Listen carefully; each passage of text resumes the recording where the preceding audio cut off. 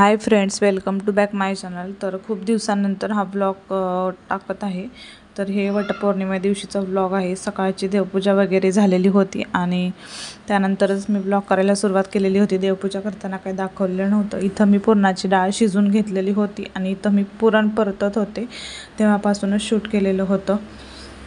एका साईडला आमटीची तयारी केलेली आहे आणि एका साईडला पुरण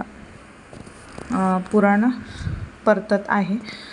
तर बघू शकता इथं कुळवणी पण तयार झालेलं आहे आणि थोडीफार तयारी झालेली आहे, जे की जनरलीच आपली असती असं काही नाही। तर इथं तळण वगैरे काढण्यासाठीचं जे आहे तर ते काढून घेतलेलं आहे आणि इथं भात पण रेडी झालेला आहे। इथं मी आमटी फोडणीला देत आहे, जे की कटाची आमटी आहे। तर इथं ती पण देऊन झालेली आहे कटाच्या आमटीला फोडणी आणि खूप छान अशी कटाची आमटी लागते, एळवण्याची आमटीसुद्धा बोलतात। तर इथं मी माझं पुरण चांगलंसं परतून झालेलं आहे, एकदम लालसर कलर आलेला आहे।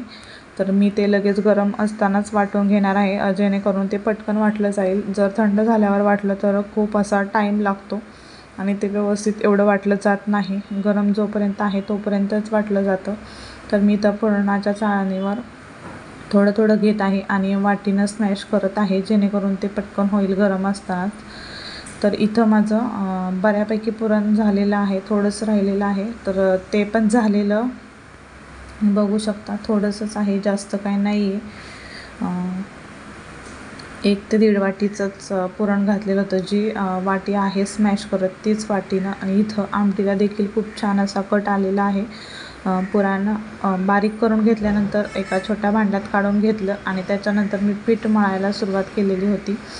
पीठ मळायला थोडंसं लेट झालेलं होतं, थोडीशी हळद टाकली, मीठ टाकलं आणि पीठ असं मळून घेत आहे। बघू शकता, जेव्हा थोडीशी हळदीची चिमूट टाकेल तेव्हा कलर छान येतो असा।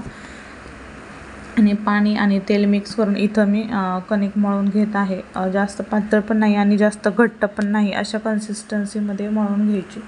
आणि कणिक मळून झाल्यानंतर मी जे तळण आहे तर ते पण काढून घेतलेलं होतं आणि लगेचच पोळ्या देखील केलेल्या होत्या।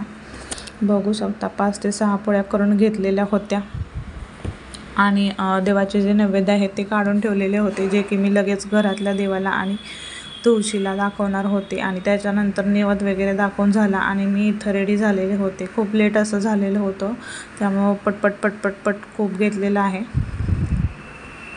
सिंपल असाच लुक आहे, जास्त काही नाही आहे। आणि पूजेचं ताट वगैरे भरून ठेवलेलं होतं, जे की आपल्याला जनरली लागतं। काळे मणी, हळद, कुंकू, अगरबत्ती, दोरा, सुतगुंडी किंवा ओटीचं जे सामान आहे, नारळ, आंबा, पाणी, तांदूळ थोडेसे। आणि इथं त्यानंतर मी लगेचच वडाची पूजा करायला गेलेले होते। जास्त काही लांब नव्हतं, जवळच होतं, पण पाऊस थोडासा थांबलेला होता आणि गर्दी भरपूर प्रमाणात होती, कारण 12:30-1 नंतर भरपूर म्हणजे फ्री टाईम असतो। तर तशा पद्धतीने खूप गर्दी होती, त्यामुळे तिथं काही शूट घेता आलं नाही आणि घेतलं पण नाही। पावसानं पण खूप चिकचिक अशी झालेली होती, त्यामुळे इथं थोड्याच मी क्लिप ॲड करत आहे। आणि खूप असा मोठा वड आहे आणि गर्दी पण भरपूर आहे, कारण तेवढ्या एरियात तर हाच एक असावा। आणि पूजा वगैरे केल्यानंतर घरी आलो आणि त्याच्यानंतर पुरणपोळी जी केलेली होती तर त्याचं मी जेवण करून घेतलं। पुरणपोळी, आमटी, लिंबू सोबतच आणि भात, तळण, खूप छान असं जेवण केलं।